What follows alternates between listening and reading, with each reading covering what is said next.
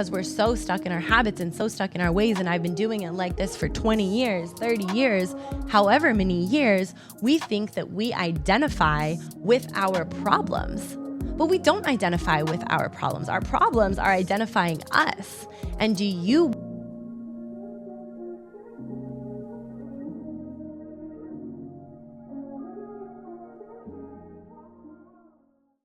Hello, welcome to Authentically Aligned, a wellness podcast where we speak on all things wellness, from fitness and nutrition to meditation and mindfulness, healing, growth, self-help, and so much more.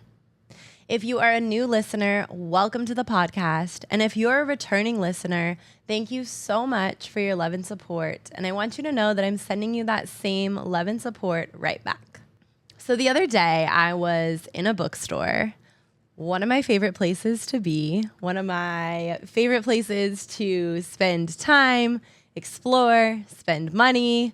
But one of my favorite things to do while I'm in a bookstore is if I pick up a book that speaks to me, I like to open to a random page and read whatever is on that page. I believe that it's a message for me. I believe it's something that needs to be heard. So as I did this, the page itself had a little blurb right in the center. It was like exactly where my eyes went. And the message that I read spoke so loudly to me. It resonated so heavily with me.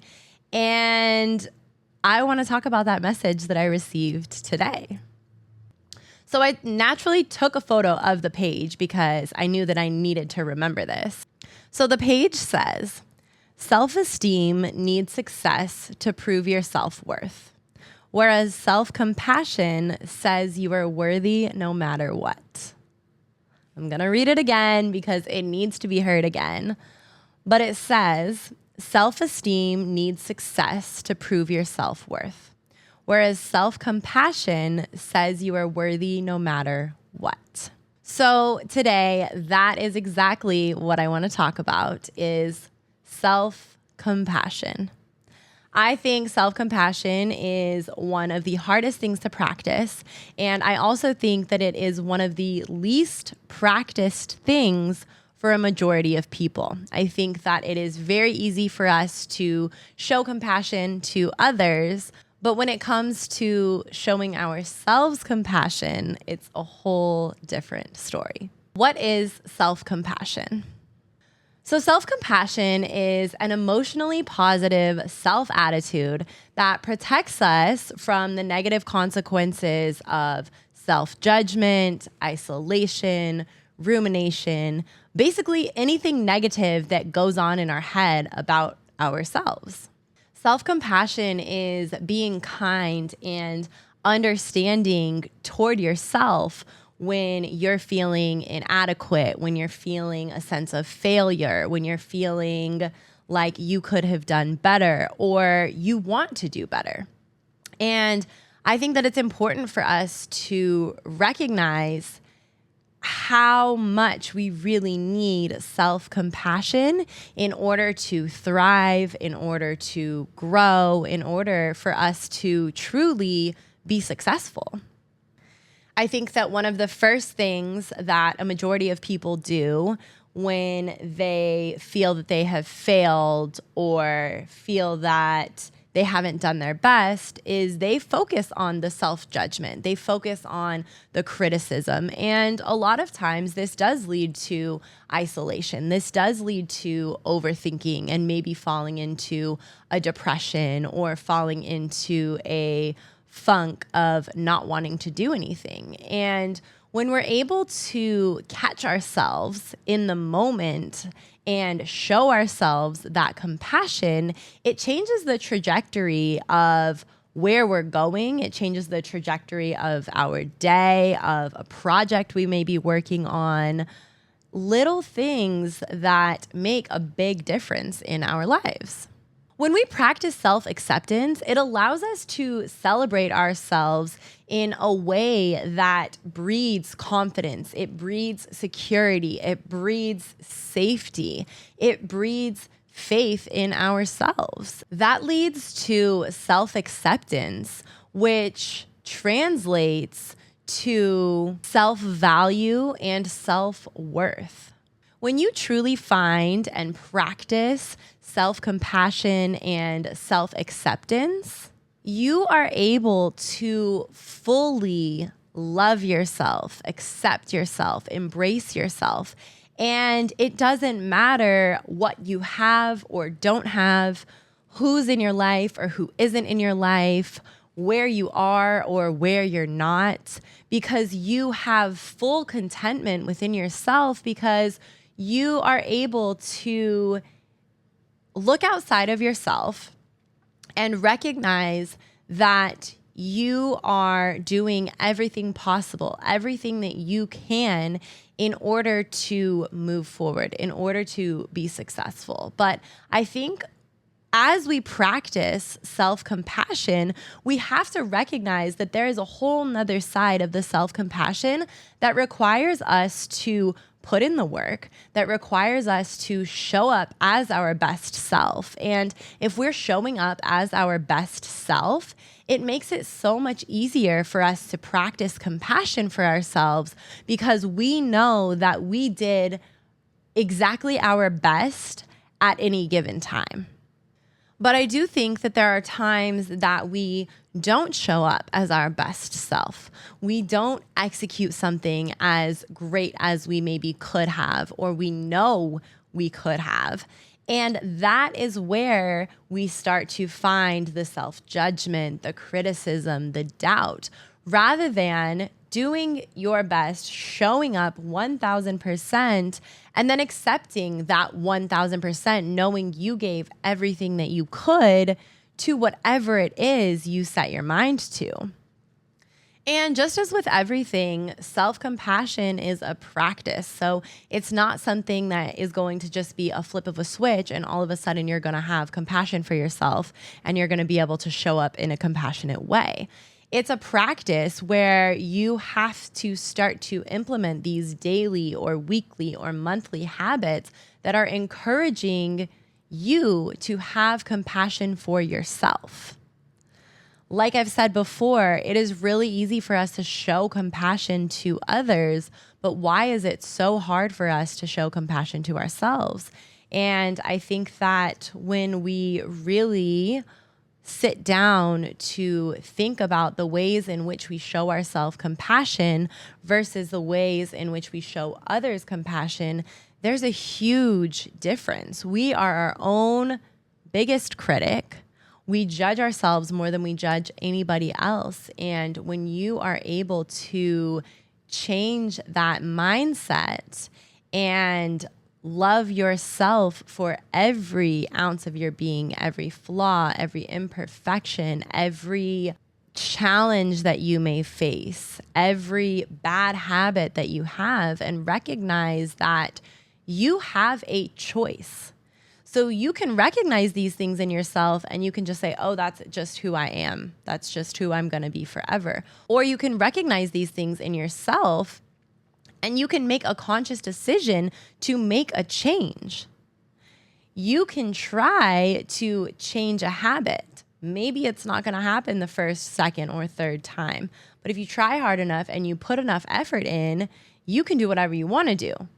You can change your mindset from becoming a night owl to a morning person. You can change your mindset in becoming a gym goer versus someone who is scared to set foot in a gym. You can change your mind in the way that you eat, saying, oh, well, these things taste better. Well, how about these things make me feel better? It's all about your mindset and it's all about the way that you view things.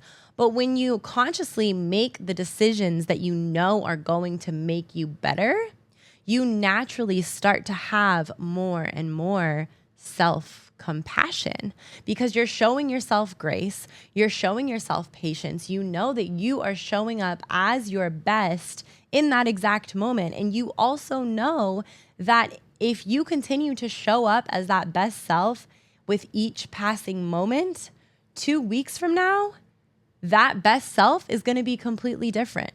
a month from now, that best self is going to be completely different and elevated. And watching those gradual changes allow you to show yourself compassion in the ways of, I used to be here and that's not where I wanted to be. So I made a change and now I'm here.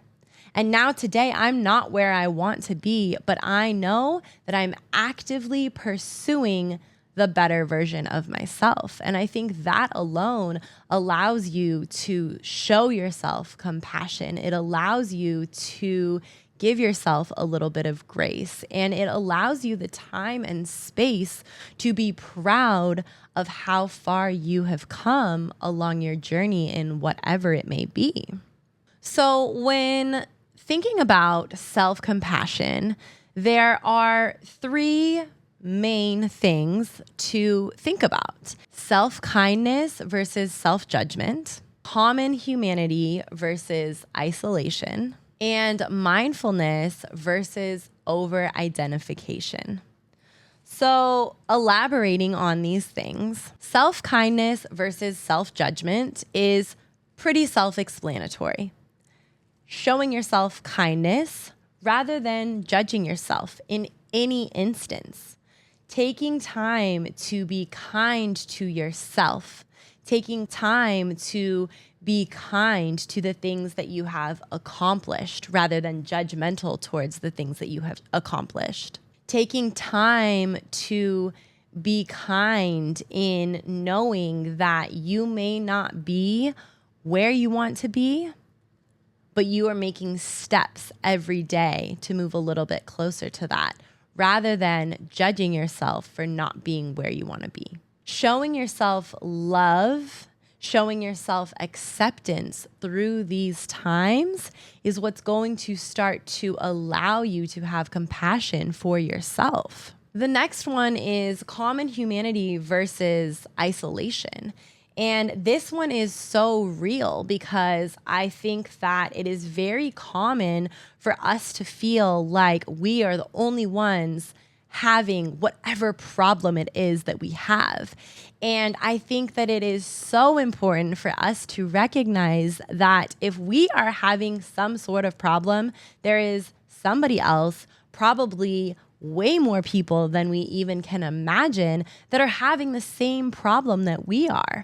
But when we have these problems or issues or struggles or challenges, we tend to isolate because we think that nobody else is going through them. So in turn, we're embarrassed. We feel shame.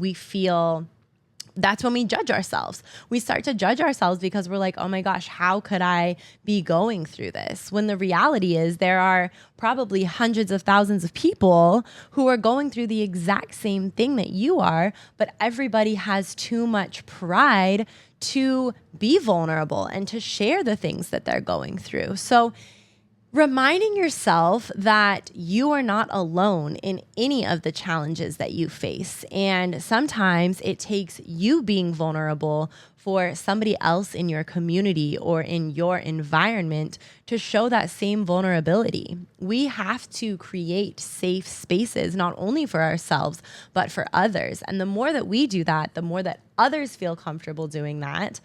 And vice versa. The more that others do that, the more we feel comfortable sharing. So understanding that as we move through our journey in whatever it is, whatever challenges that we may face, don't isolate yourself, because I guarantee you there is somebody in your community that is going through the same thing that you're experiencing, or has been through the same thing, or will go through the same thing. And when we're able to express these things and share these things, then we have that sense of community, and we're able to uplift not only ourselves, have compassion for others, but then also have compassion for ourselves in everything that it is that we go through in life. And then the final one is mindfulness versus over-identification. And this is exactly what I was talking about earlier, when rather than identifying with a trait or a habit or a mindset that you have, being mindful of the way that your mind is presently working, and understanding that if you truly desire to change, you have the power to do so. But you have to work on your mindset. You have to work on the reframing rather than over-identifying with the fact that you can't wake up early. You've never been able to wake up early. Well, what if you try going to bed earlier? What if you change your whole schedule, you change your routine, and then all of a sudden you become a morning person?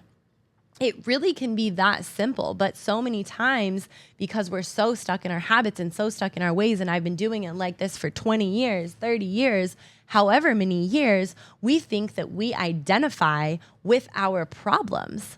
But we don't identify with our problems. Our problems are identifying us. And do you want to have a problem identifying you, or do you want to take control of the problem, fix the problem, and then identify as something other than whatever problem it is? And this allows you to show yourself compassion because you're not playing the victim to whatever problems come up in your life. So when understanding self-compassion, obviously we have these three juxtapositions that I just mentioned.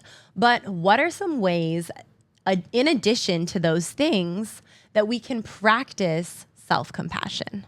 One of the biggest ways that we can practice self-compassion is by letting ourselves make mistakes.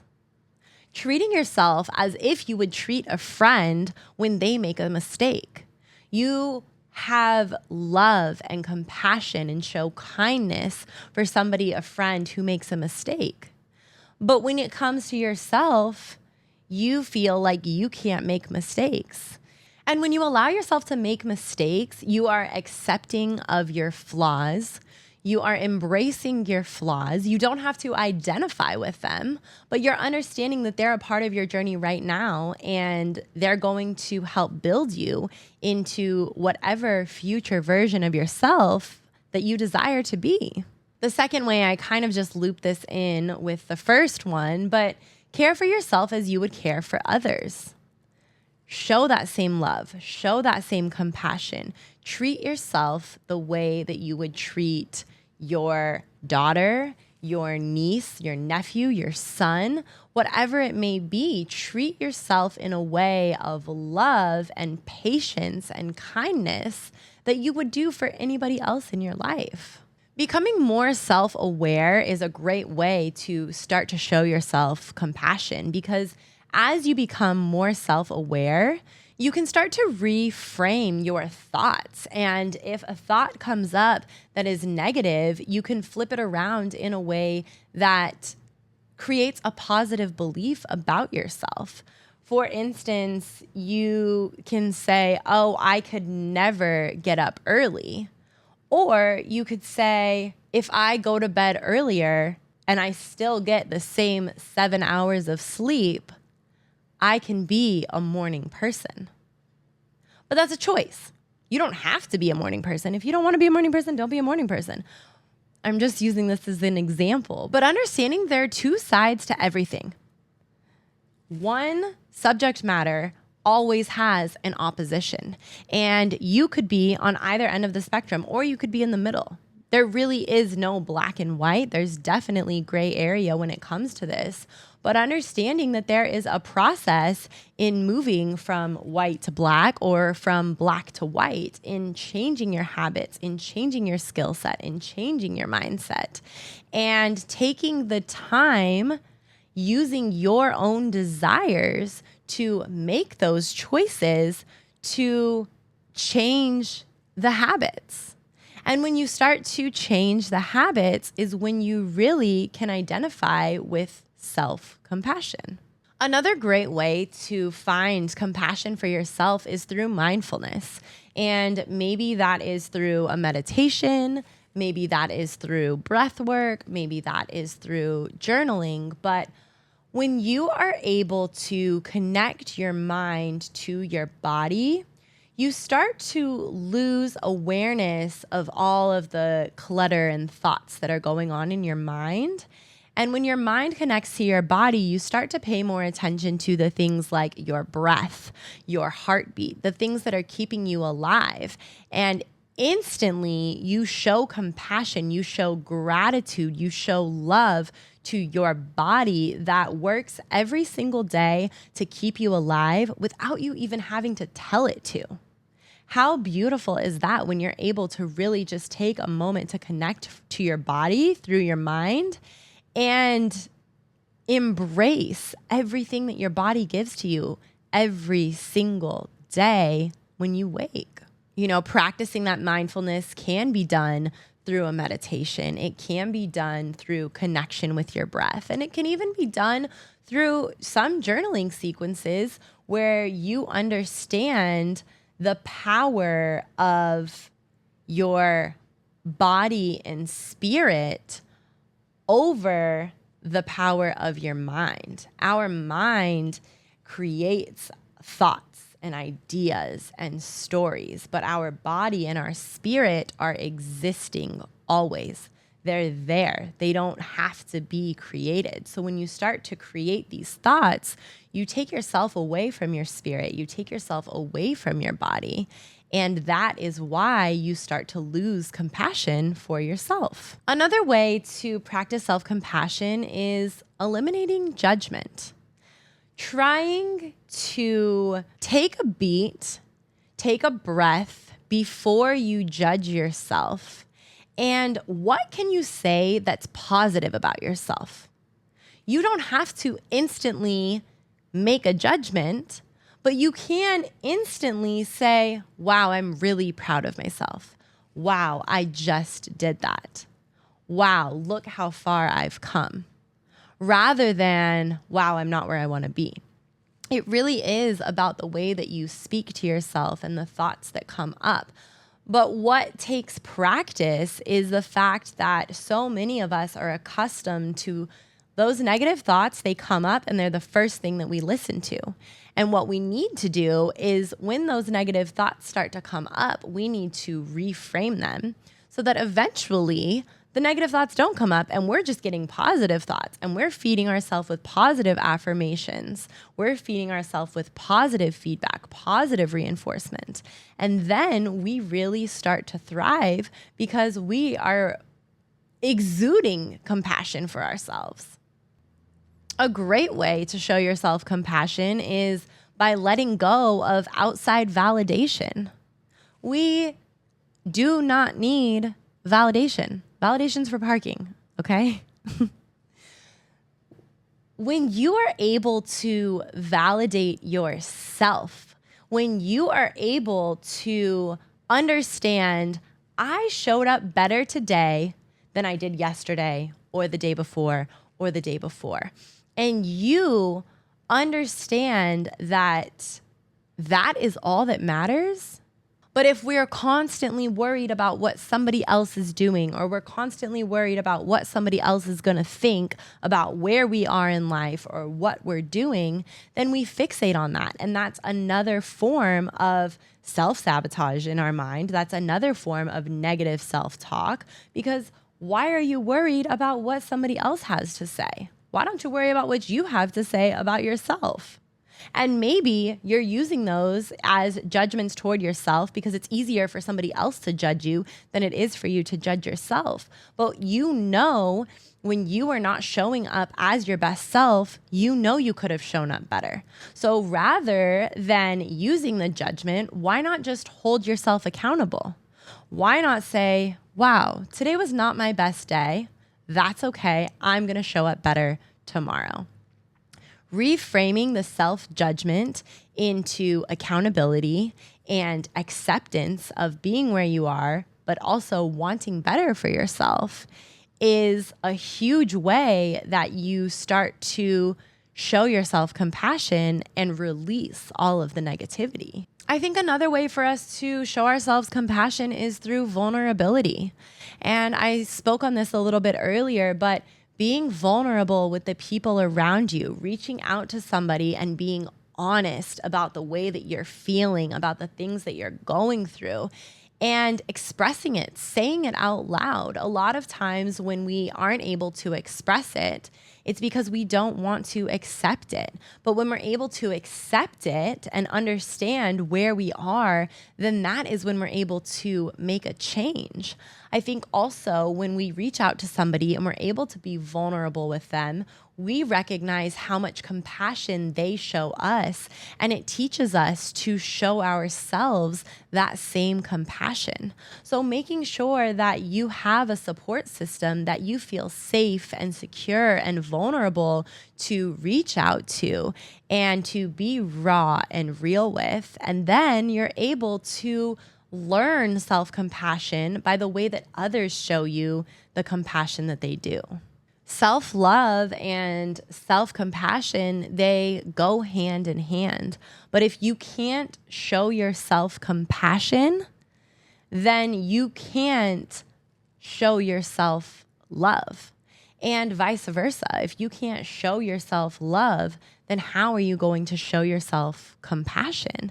So making sure that you are implementing both into your life, into your daily routine, into your process, your journey, your healing.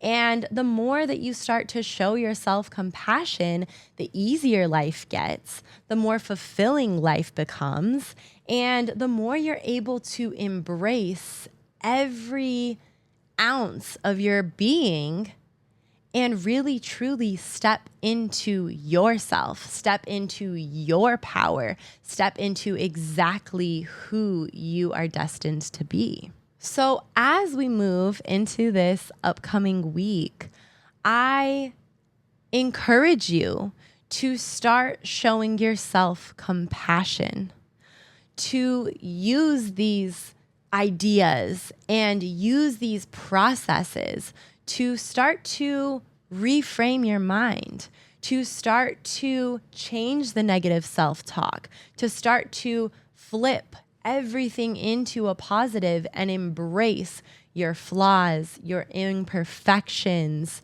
the things that you want to be better at. You have to start somewhere. Everybody starts somewhere. You are starting somewhere. So show yourself grace, show yourself compassion, and move through your week showing up as the best version of yourself. And the second you start to show up as the best version of yourself, you automatically allow yourself to be compassionate because you know that with each day, you're getting a little bit better, and a little bit better. I am sending you so much love and light this week. Thank you so much for listening, and I hope you have a beautiful week.